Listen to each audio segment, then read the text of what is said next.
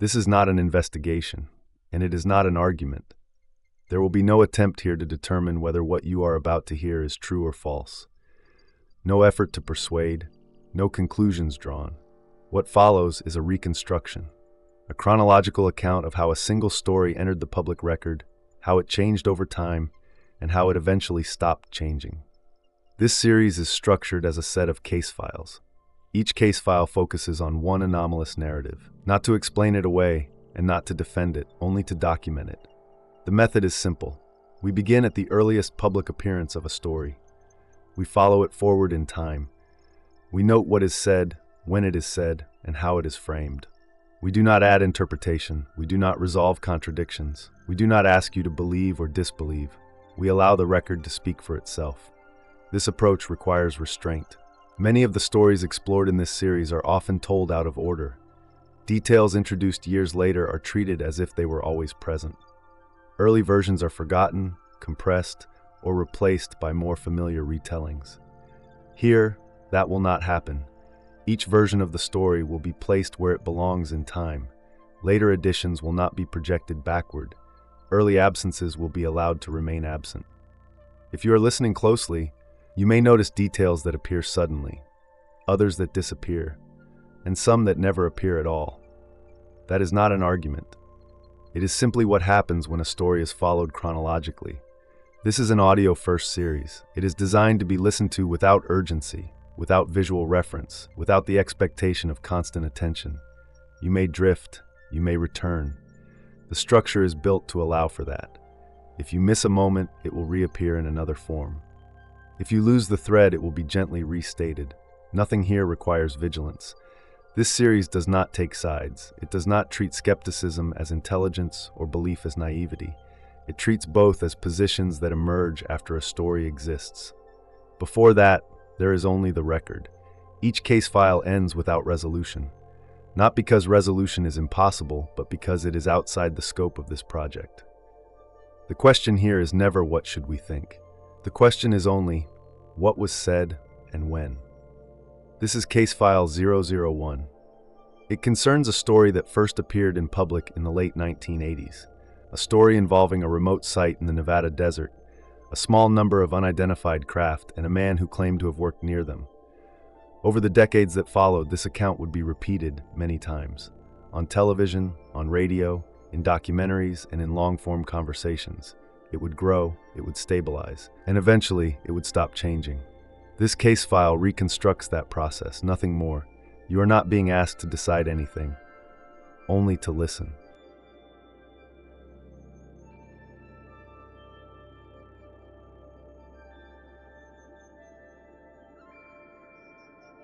Act 1. The Anonymous Appearance. In late 1989, a short segment aired on local television in Las Vegas. It was part of a routine evening news broadcast. Not a special program, not a documentary. There was no indication that it would be revisited. The segment concerned an anonymous source. The man's face was partially obscured. His voice was altered. His name was withheld. For the purposes of the broadcast, he was referred to as Dennis. The reporter explained that Dennis had come forward because he feared for his safety. No evidence was shown to support this claim. No documentation was presented.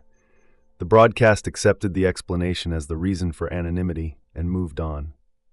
Dennis stated that he had worked at a remote facility in the Nevada desert. He identified the location as S4.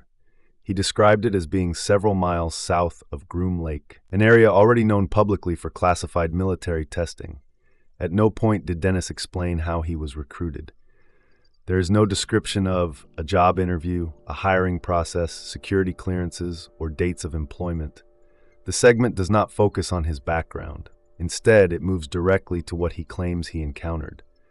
According to Dennis, there were multiple craft stored at this site. He referred to them using a familiar term, flying saucers. He did not qualify the phrase. He did not redefine it. He did not explain it. He stated that these craft were not experimental aircraft. They were not advanced human technology. He said they were not built by humans. This claim is delivered plainly, without elaboration. The reporter's narration remains cautious.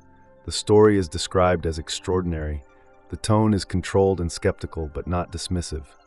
Dennis himself speaks only briefly. He does not describe how the craft operate. He does not mention propulsion systems. He does not refer to materials, fuels, or physics. He does not speculate about where the craft came from. He simply states that they exist. At this point, the story is limited in scope. There is no technical explanation, no discussion of alien beings, no reference to recovered materials, no mention of reverse engineering. The claim consists of 3 elements only: a location, unidentified craft, and a witness, nothing more. Dennis also makes a second claim. He says that after speaking about his work, he received a phone call. He interpreted the call as a warning. The broadcast does not provide details. The caller is not identified. The content of the call is not described. No conclusion is offered. The implication is presented, and the segment continues. Near the end of the report, the reporter adds a clarification. The name Dennis is not real. The man's actual name is mentioned briefly, Bob Lazar. The name is not emphasized. At this moment, it carries no public meaning. There is no established history, no reputation, no prior association with similar claims. The segment ends. The broadcast moves on to the next story. There is no follow-up, no prediction that the account will continue, no suggestion that this is the beginning of something larger. This is the Lazar story at its earliest point in the public record, before explanations, before technical descriptions, before repetition, before later details are introduced. What exists here is only what has been stated: a man, a site, and a claim, nothing else.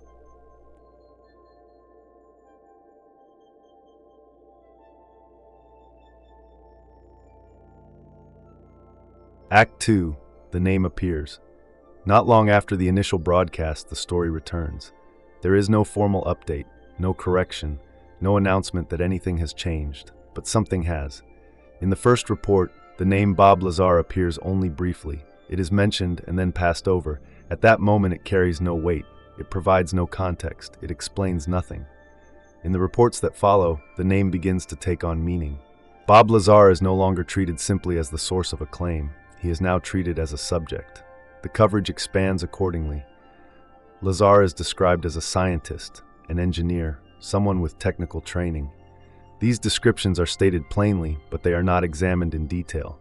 There is no extended discussion of his education, no verification presented, no complete timeline of his background. The broadcasts move forward with these descriptors in place and leave them there. Lazar restates the core of his claim. He says he worked at a facility near Groom Lake. He again identifies it as S4. He says the site housed craft that were not of human origin. This remains unchanged from the initial report. What is added is context. Lazar now describes his role more clearly. He says he was not hired to design the craft. He was not responsible for building them. He was not overseeing the program. Instead, he says he was brought in to assist with analysis. His task, as he describes it, was to help understand what already existed. This framing places his role as technical but limited. The story now introduces additional voices. Journalists appear to contextualize the claims. Scientists are consulted briefly. Some express skepticism. Others say Lazar does not appear deceptive. These reactions are presented without resolution. They are not weighed. They are not ranked. The story now contains disagreement but no verdict. A new detail is introduced. Lazar says he was referred to the job by a prominent physicist, Edward Teller. The name is mentioned without elaboration. Its significance is implied rather than explained. Later in the same reporting, Teller is shown responding to the claim. He states that he does not recall Lazar. No attempt is made to reconcile the two accounts. The contradiction is allowed to stand. This is the first time the story contains an unresolved internal tension, not between belief and disbelief, but between two statements that cannot both be confirmed within the record. Lazar also explains why he left the position. He says that after discussing aspects of his work, he experienced pressure from his superiors. He describes this pressure as harassment. He does not provide specific examples. He does not describe formal charges or disciplinary action. He says that eventually he quit. At this stage, the story has expanded, but it remains incomplete. There is still no description of how the craft operate, no explanation of propulsion, no mention of specific materials or fuels. There is no discussion of alien beings, no reference to recovered biology, no technical framework. The account is now personal, but not yet systematic. What began as a brief anonymous report has become an identified narrative. With a name attached, the story acquires weight. It can now be questioned, it can be followed, it can be revisited. From this point forward, the account no longer exists as a single broadcast. It becomes something that persists. Each retelling will either clarify, defend, or repeat what has already been said. The story has not yet reached its final form, but it is no longer provisional.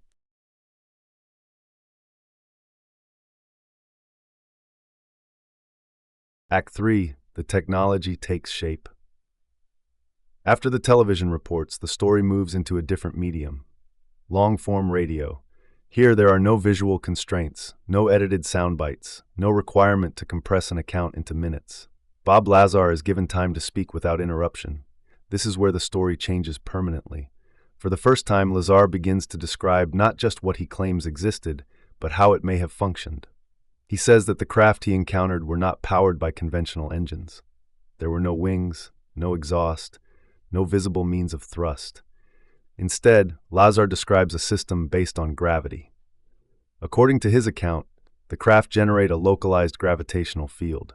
Rather than pushing against air or burning fuel, they distort space itself. Movement, as he describes it, is achieved by falling. The craft create a point of gravity in front of them and then fall toward it. This explanation is presented cautiously. Lazar does not claim to fully understand the system. He repeatedly emphasizes that his role was limited. He says he was brought in to analyze a specific aspect of the technology, not the entire craft. At this point, Lazar introduces a material. He identifies it by atomic number, element 115. He describes it as a stable element not found naturally on Earth. According to Lazar, this material is used as fuel. When bombarded with protons, he says, the element produces a form of energy that allows gravity to be amplified. This amplified gravity, in turn, allows the craft to operate. Lazar does not present equations. He does not provide schematics. The explanation remains conceptual rather than technical. He frames it as an attempt to describe what he observed, not a complete theory. Alongside the propulsion system, Lazar begins to describe the craft themselves. He says there were multiple types, different configurations, different shapes. One craft, in particular, becomes the most frequently referenced, a small, disc-shaped vehicle, later often referred to as the sport model. According to Lazar, this craft was compact and utilitarian. The interior, as he describes it, was sparse. There were no seats in the conventional sense, no visible control panels filled with switches. He describes minimal interfaces, designed for a specific purpose rather than human comfort. He does not describe learning to operate the craft. He does not describe extended test flights. He says his exposure was limited. Throughout these explanations, Lazar returns repeatedly to the structure of the program itself. He describes it as highly compartmentalized. Information was divided, access was restricted. He says individuals working on the program were given only what they needed to know. No one, he claims, had a complete picture. This compartmentalization is offered as an explanation for gaps in his knowledge. He describes reading briefing documents. Some, he says, suggested that the craft were of extraterrestrial origin. He does not describe their authors. He does not describe their provenance in detail. He says they were part of the material he was allowed to see. Notably, even as the story expands here, certain elements remain absent. Lazar does not describe alien beings in detail. He does not describe extended interaction with non-human entities. He does not outline a broader history or timeline. The focus remains on the technology. This is the moment the narrative reaches its most complete form.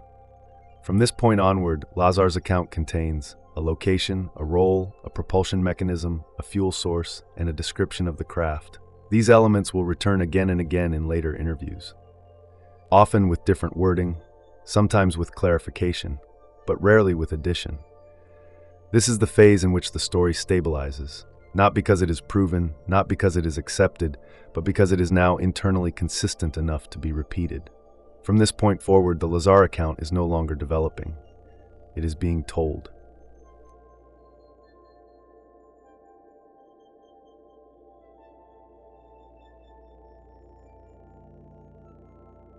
Act 4, a fixed story. By the mid-1990s, the story no longer changes. Several years have passed since its first appearance. The initial television reports are no longer recent. The radio interviews have already circulated. When Bob Lazar speaks now, he is not disclosing something new. He is repeating what has already been said. In 1997, Lazar participates in a long-form interview conducted outside the usual UFO media environment. The interviewer is not a journalist, he is an engineer. The tone of the conversation is calm and technical. Lazar describes the same elements that have appeared before. The site near Groom Lake, the facility he refers to as S4, the presence of multiple craft. He again describes the propulsion system as gravity-based. He again refers to a fuel source identified as element 115. There are no additions, no new locations, no new technologies, no new materials. What stands out is the absence of expansion. Lazar does not introduce further technical explanation. He does not refine the physics. He does not extend the scope of the program. Instead, he repeats the same structure. His role, he says, was limited, his access restricted, his knowledge compartmentalized. These points are delivered with greater fluency than before. The explanations are smoother, the phrasing more consistent, but the content itself remains unchanged. At this stage, the account behaves differently. It no longer has the character of a developing narrative. It functions more like a rehearsed explanation. The same details appear in the same order. The same boundaries are maintained. When gaps appear, they are framed the same way. Lazar does not speculate beyond what he has already said. He does not attempt to resolve unanswered questions. He continues to emphasize what he did not know. He does not claim access to a complete understanding of the program. He does not claim insider knowledge beyond his assigned work. Notably, even now, certain elements remain absent.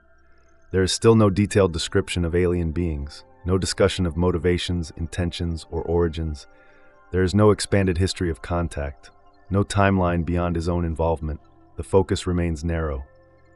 By this point, the story has reached equilibrium. It can be told in different settings, to different audiences, but it does not change. Later interviews will revisit the same claims. They will clarify wording, they will respond to questions, but they will not add new structure. This phase marks the end of the story's development. What follows in later years is not growth, it is repetition.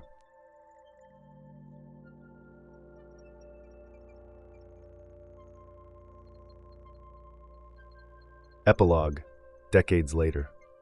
More than 30 years after the story first appeared on local television, Bob Lazar speaks again. There is no anonymity now. No obscured face, no altered voice. The setting is a long-form podcast. The format allows for hours of conversation, but despite the time available, the account does not expand. Lazar describes the same elements he has described for decades. The site near Groom Lake, the facility he refers to as S4, the presence of multiple craft. He again describes the propulsion system as gravity-based. He again refers to a fuel source identified as element 115. There are no new technical explanations, no additional materials, no new locations. What has changed is not the story, but the context in which it is told. Lazar speaks more cautiously. He acknowledges gaps in memory. He attributes some of this to the passage of time. At several points, he refers to stress. He explains that he avoids revisiting details unless asked directly, that he does not actively promote the story. The account is no longer presented as a disclosure. It is presented as something that happened long ago. A filmmaker is present. At times he offers reminders or clarification. He helps keep the narrative aligned with earlier versions. The role is supportive rather than investigative. The story is being preserved, not extended. Lazar does not introduce final evidence. He does not make concluding claims. He reiterates that his role was limited, that his access was restricted, that he only ever saw a small part of a larger program. He does not attempt to resolve unanswered questions. He does not speculate about what may have happened since. The account remains bounded. In this form, the Lazar story exists as an artifact. It is not evolving, it is not unfolding, it is being remembered. Over the years, the story has been retold many times. The wording has shifted slightly, the emphasis has changed, but the structure remains intact. What was present in the early 1990s remains present now. What was absent then remains absent. This is where the record ends, not with a resolution, not with a conclusion, but with a stable account that no longer changes.